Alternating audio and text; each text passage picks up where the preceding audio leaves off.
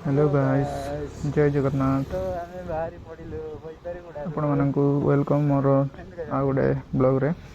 तो आज आम जाऊँ बईपारीगुड़ू बारला केव। तो ये आम बाहरी पड़ू बईपारीगुड़ू। तो मो सहित अच्छी मो जो कि लाइफ पार्टनर।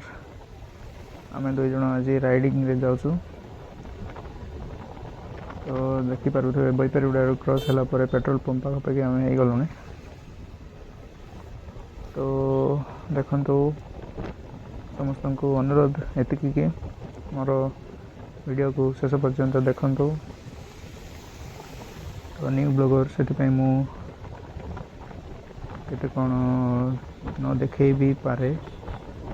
तो देखंतु आओ मजा नियंतु। चलो एबे आमे बईपारीगुड़ा क्रॉस है कि आ गोटे गाँ पड़ो गुंठागुड़ा से पाखापाखि से भी क्रॉस कर दौचु।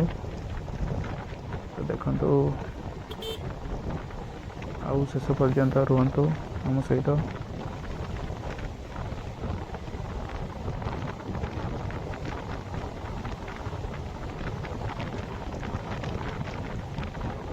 आज जावाकू माने एते भल लगुच कि पाग भी आज एते भी खराब पाग ना, मेघुआ पाग अच्छी। बहुत मजा ठंडा ठंडा पवन आसुची। राइडिंग रे भल लगुच।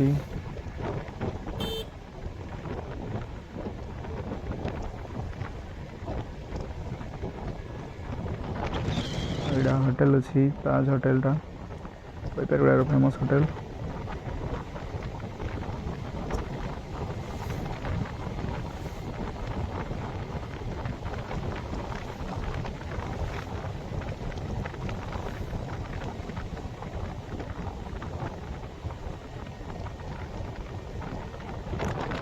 मु मोर ये स्कूटी रे ब्लॉगिंग आरंभ करचे।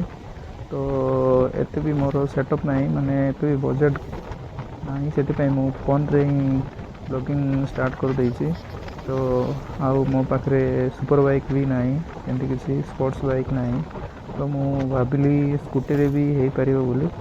तो मु स्कूटी रे ब्लॉगिंग टा स्टार्ट करिछि। बाइक ना जेकोसी गाड़ी थिले भी चलो, बाकी कंटेंट बनइबार जदि इरादा थी मैंने सब किसी संभव हो पार। तो मु भी सेमती भाविकी मोर ये स्कूटी रू आरंभ करुच्ची ब्लॉगिंग। आ मो पाखे अच्छे सुजुकी एविनेस रो स्कूटी। से मोर स्कूटी रू स्टार्ट करिछि ब्लॉगिंग टा।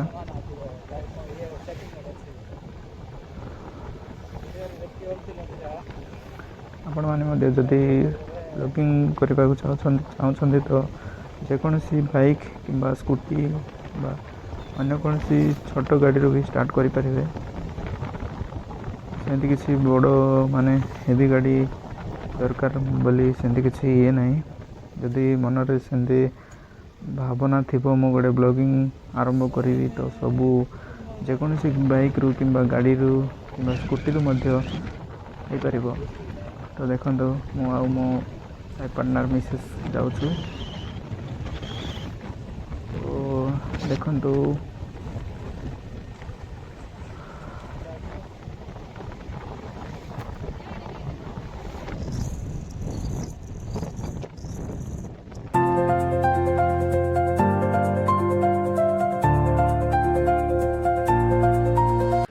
तो सांग मैंने आम ए बईपारीगुड़ा आसला बईपारीगुड़ा केते दूर आसला दरागुड़ा रे हो गलु। तापर एठी गोटे हाट हम माने बड़ हाटटे हम जहाँकि छेली मेंढा सबू गाई गोरु एठार सब बिक्री करा जाय थे। तो दरागुड़ा देकी आमे कोटा छक रू लमतापुट रू आमे सियाड़ को जीवु एबे। तो देखो सांग मैंने आम सहित एमती ही रुहतु आम सहित शेष जाए। आदि आपण मानक एति अनुरोध कि जदि वीडियोटी भल लगी मैंने सब्सक्राइब करंतु आउ कमेंट लाइक शेयर करंतु तो मते भी खुशी लगे आउ मु भी तुम एक कमेंट लाइक जरिया मु आउ केते ब्लॉगिंग करी आपण मानकु किछिटा देखै परिबे तो बनी रहंतु सांग माने। तो आम ए पहुँची जाऊँ कोटाछक पाखापाखि ना पहुँची गलुणी कोटाछक देखो एटा जयपुर रु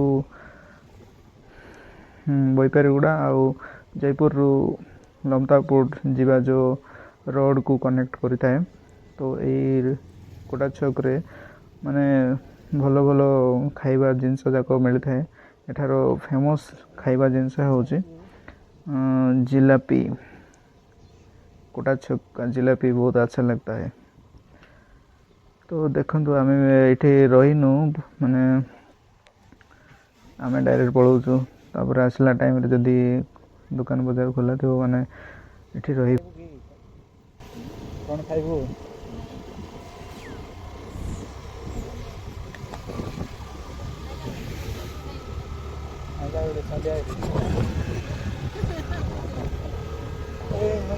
डरा दिया इसको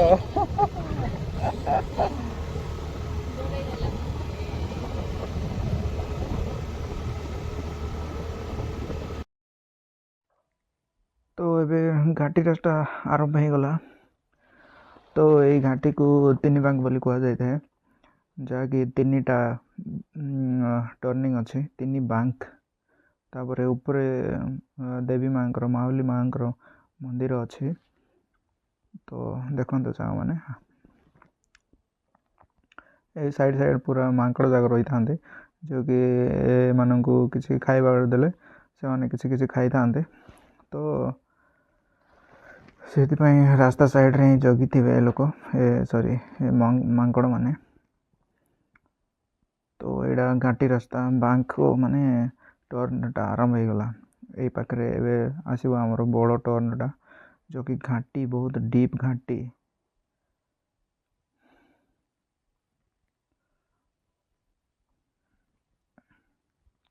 तो एपटे भी बहुत मांकड़ जाक अच्छा। तो एमान को किसी खाइबा देले मैंने मस्त बोले भल से खाई पेट पुराउछंती आउ।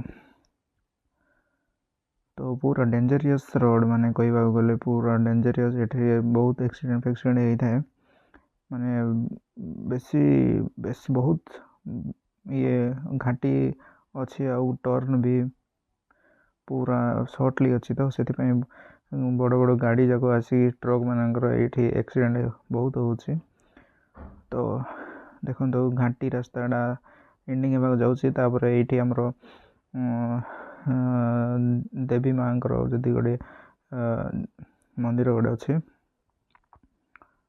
तो माउली माँ बोधे आम भी ये भी रहीनु बाकी जय माताजी आसला टाइम रे जदि दिन संध्या ही नथिबो तो आम इपटे भी आसिकी मंदिर दर्शन करिकी जीवु। तो चलतु गाइस देखंतु